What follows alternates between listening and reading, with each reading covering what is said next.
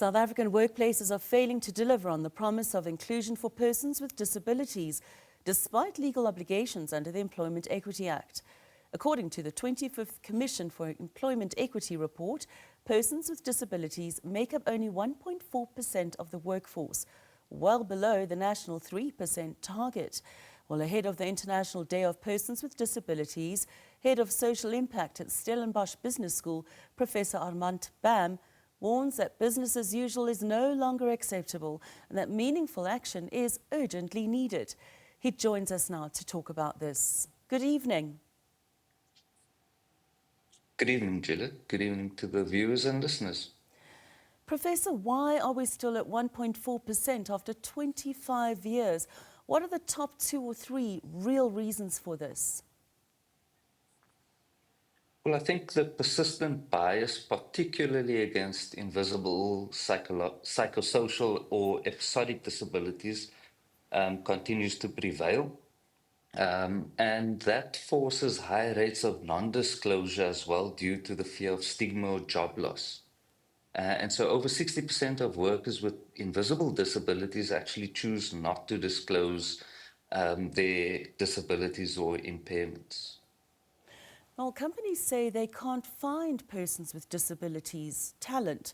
Is it true or just lazy hiring?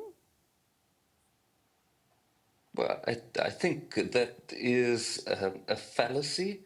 Our, within our population, 10% of our population, if you think conservatively, are people with disabilities, and that number rises up to close to 20%, depending on what information you are using. So a fair portion of our population are people with disabilities. I think it comes down to the inability to have structured and strategic recruitment processes, as well as developing pipelines within the workplace to develop the talent. Let's forget the 3% target just for the moment.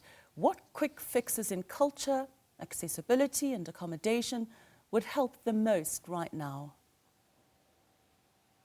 I think transparent, fast, and employee-friendly accommodation processes are extremely helpful. Conducting accessibility audits of buildings, websites, and digital systems, I think, is very handy for employees. And then also, I think one of the critical aspects or factors has been this opportunity to consider flexible hours and hybrid working conditions, not as a privilege, but rather as a practice. I think that comes to the fore. What single action should every CEO promise to do in the next 12 months for real inclusion? Well, I think they need to commit to inclusion, not only for people with disabilities, but many marginalized groups within the workplace.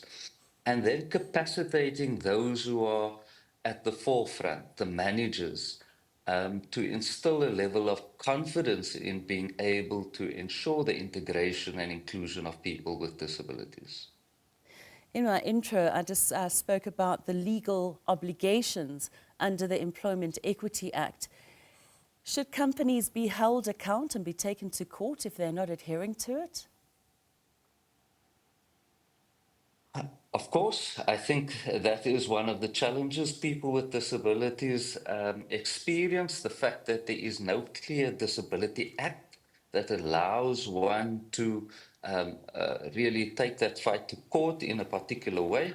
But yes, businesses should be held accountable. But beyond the notion of complying, I think there's a strong social justice imperative. And so ensuring that we are able to include a larger portion of our population in the economy should be at the forefront of all businesses' thinking. Do persons with disabilities find it difficult to find jobs being advertised for people like themselves? Are employers more, are they transparent enough if they are looking for someone who has that? Yeah, I think most processes are overly medicalized and bureaucratic. We see that advertisements aren't made accessible, and so traditional print media for example, is of no use to a visually impaired or totally blind person. And so, yes, there is a lack of knowledge and understanding when it is that businesses seek to recruit people with disabilities. Well, thank you so much, Head of Social Impact at Stellenbosch Business School, chatting to us tonight, Professor Armand Bam.